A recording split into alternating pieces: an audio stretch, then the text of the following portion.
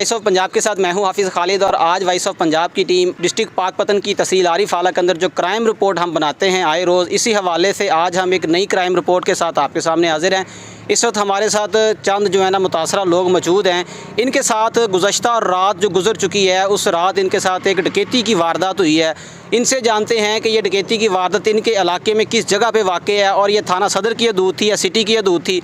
कितनी जो है ना वो मालियत इनके पास जो डाकुओं ने इनसे छीनी है, जो लोग इनसे छीन के लेके गए हैं और जो मुसल्लह अफराद थे वो कितने थे, और अगर देखा जाए कि पंजाब पुलिस का इसमें कितना किरदार अदा है वो भी हम आपके सामने रखेंगे। तो आइए इनसे वालेकुम सलाम जी। भाईजान की नाम?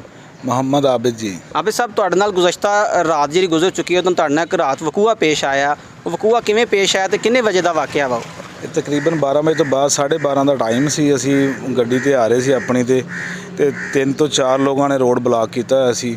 ਹਥਿਆਰ ਉਹਨਾਂ ਕੋਲੇ ਮੌਜੂਦ ਸੀ। ਉਹਨਾਂ ਨੇ ਸਾਨੂੰ ਗਨ ਪੁਆਇੰਟ ਤੇ ਫੌਰੀ ਰੋਕ ਲਿਆ।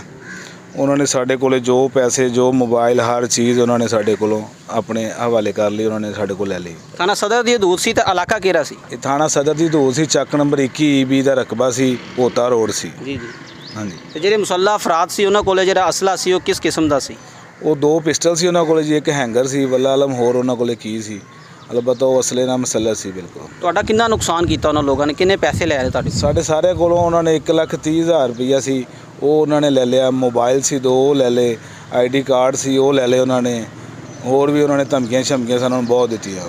ਕੋਈ ਤੁਹਾਡੇ ਤੇ ਤਸ਼ੱਦਦ ਤਾਂ ਨਹੀਂ ਕੀਤਾ ਗਿਆ? ਨਹੀਂ, ਤਸ਼ੱਦਦ ਨਹੀਂ ਕੀਤਾ। ਧਮਕੀਆਂ ਦਿੰਦੇ ਰਹੇ, ਡਰਾਉਂਦੇ ਰਹੇ, ਫਾਇਰ ਮਾਰ ਦਿਆਂਗੇ, ਇੰਜ ਕਰ ਦਿਆਂਗੇ, ਉਹ ਕਰ ਦਿਆਂਗੇ, ਪੈਸੇ ਦੇ ਦਿਓ। ਅਸੀਂ ਜੋ ਕੁਝ ਸਾਡੇ ਕੋਲ ਹੈਗਾ ਸੀ ਅਸੀਂ ਉਹ ਦੇ ਦਿੱਤਾ। ਮੋਬਾਈਲ ਵੀ ਲੈ ਗਏ ਤੁਹਾਡੇ? ਮੋਬਾਈਲ ਵੀ ਲੈ ਗਏ। 15 ਤੇ ਕਾਲ ਕੀਤੀ? 15 ਕਾਲ ਅਸੀਂ ਘਰ ਜਾ ਕੇ ਦੁਬਾਰਾ 21 ਚੱਕ ਗਏ ਹਾਂ। ਉੱਥੇ ਜਾ ਕੇ ਘਰ ਵਾਲੇ ਨੰਬਰ ਤੋਂ ਦੁਬਾਰਾ ਕਾਲ ਕੀਤੀ ਹੈ। ਉਹਦੇ ਪੌਣੇ ਘੰਟੇ ਬਾਅਦ ਦੁਬਾਰਾ ਪੁਲਿਸ ਆਈ ਹੈ। ਫਿਰ ਅਸੀਂ ਮੌਕੇ ਤੇ ਆਏ ਹਾਂ ਜੀ। ਤੇ ਕਾਲ ਦੇ ਦੌਰਾਨ ਪੁਲਿਸ ਕਿੰਨੀ ਦੇਰ ਬਾਅਦ ਪਹੁੰਚੀ ਉੱਥੇ? ਤਕਰੀਬਨ ਅੱਧੇ ਤੋਂ ਪੌਣੇ ਘੰਟੇ ਬਾਅਦ। ਅੱਧੇ ਤੋਂ ਪੌਣੇ ਘੰਟੇ ਬਾਅਦ? ਹਾਂਜੀ। ਤੁਸੀਂ ਹੁਣ ਐਪਲੀਕੇਸ਼ਨ ਥਾਣੇ ਜਮ੍ਹਾਂ ਕਰਵਾਈ? ਹਾਂਜੀ, ਐਪਲੀਕੇਸ਼ਨ ਥਾਣੇ ਦੇ ਕੇ ਆਏ ਜੀ। ਜੀ। ਉਹਨਾਂ ਨੇ ਸਾਨੂੰ ਦਿੱਤੀ ਇੱਕ ਰਸੀਦ ਜੀ। ਜੀ। ਤੇ ਹੁਣ ਦੇਖੋਗੇ ਕੀ ਮਾਮਲਾ। ਅਸਲਾਮੁਅਲੈਕੁਮ।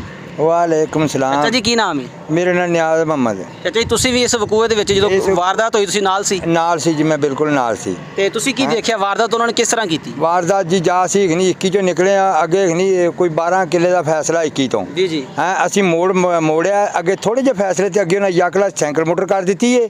ਪਿਸਟਲ ਹੱਥ ਦੇ ਵਿੱਚ ਨੇ। ਸਾਡੀ ਗੱਡੀ ਰੋਕ ਲਈ। ਉਹਨਾਂ ਲਬਾਰੀ ਨੂੰ ਹੱਥ ਪਾਉਣ ਦੇ ਤੋੜਨ ਦੀ ਕੋਸ਼ਿਸ਼ ਕੀਤੀ ਏ। ਅਸੀਂ ਨਹੀਂ ਸੀ ਖੋਲ੍ਹੀ, ਉਹਨਾਂ ਤੋੜਨ ਦੀ ਕੋਸ਼ਿਸ਼ ਕੀਤੀ ਏ।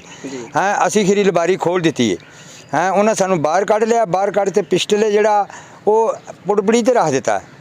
ਹਾਂ, ਪੁੜਬੜੀ ਤੇ ਰੱਖਤਾ। ਉਹਨੇ ਕੱਢ ਦਿਓ ਜਿਹੜਾ ਕੁਛ ਹੈਗਾ। ਉਹਨਾਂ ਨੇ ਆਪ ਸਾਡੇ ਤੋਂ ਜੇਬਾਂ ਨਾਲ ਬਮੈਲ ਵੀ ਕੱਢੇ ਨੇ, ਰੁਪਈਏ ਵੀ ਕੱਢੇ ਨੇ। 1,30,130 ਇਹ ਰੁਪਈਏ ਸਾਡੇ ਕੱਢੇ ਨੇ। ਇਹ ਅਸੀਂ ਰਾਤੀ ਪੁਲਿਸ ਨੂੰ ਫਿਰ ਆਣ ਤੇ ਘਰੇ ਫੋਨ ਕੀਤਾ ਆ ਦੂਜੇ ਮੋਬਾਈਲ ਤੇ। ਪੁਲਿਸ ਗਈ ਹੈ ਕੋਈ ਕਰੀਬਨ ਅੱਧੇ ਪੌਣੇ ਘੰਟੇ ਬਾਅਦ। ਜੀ। ਫਿਰ ਉਹਨਾਂ ਸਾਡੇ ਤੋਂ ਲਿਖਾਇਆ। ਅਸੀਂ ਉਹਨਾਂ ਨੂੰ ਲਿਖ ਤੇ ਦਿੱਤਾ। ਅਸੀਂ ਕਿਹਾ ਜੀ ਸਾਡਾ ਆਹ ਨੁਕਸਾਨ ਹੈ। ਹਾਂ, ਅਸੀਂ ਜਾ ਰਹੇ ਸੀ ਅੱਗੇ ਸਫ਼ਰ ਤੇ ਬਹੁਤ ਲੰਮੇ। ਹਾਂ, ਤੇ ਅਸੀਂ ਕਿਹਾ ਸਾਡੇ ਕੋਲ ਆਪਦਾ ਖਰਚਾ ਹੋਣਾ ਚਾਹੀਦਾ। ਤੇ ਮੁਹਤਰਮ ਤੁਹਾਨੂੰ ਕੀ ਲੱਗਦਾ ਪੁਲਿਸ ਤੁਹਾਡਾ ਤਾਵਨ ਸਹੀ ਕਰ ਰਹੀ ਹੈ? ਹੁਣ ਤੁਸੀਂ ਯਾਰ ਐਪਲੀਕੇਸ਼ਨ ਦੇ ਕੇ ਆਂਦੀ ਹੈ। ਆ ਐਪਲੀਕੇਸ਼ਨ ਦੇ ਤੇ ਆਂਦੀ ਹੈ ਗਾਂ ਇਹਨਾਂ ਦੀ ਮਰਜ਼ੀ ਹੈ। ਸਾਡੀ ਕੋਸ਼ਿਸ਼ ਕਰਨ ਨਾ ਕਰਨ ਪੁਲਿਸ ਨੂੰ ਕੌਣ ਪੁੱਛਦਾ? ਜੀ।